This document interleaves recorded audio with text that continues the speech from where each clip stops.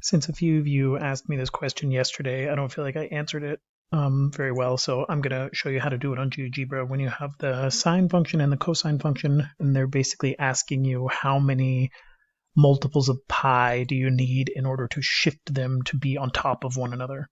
So the first thing we do with GeoGebra is we just type in sine of x. We have our sine function, and then if you want to see what the original task is, you just type in cosine of x, and now we see that they are shifted, they're out of sync in the horizontal direction.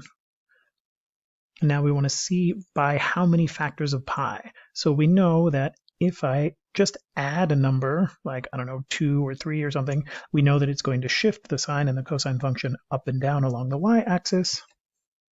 We hopefully remember that if you multiply a sine or cosine function by, I don't know, let's say 2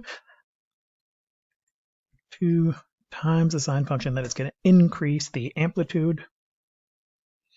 So if we want to shift a sine or a cosine function, this works for either one, we have to add it, or subtract it in this case, inside the brackets. So cosine of x minus, and they asked us for what multiple of pi. So I'm going to do a times pi. And now all I need to do is see, first let's start with the original one, so I don't want to shift it any pi's, 0 pi's. This is originally how we started, and now I want to shift it to the right. Then I have to go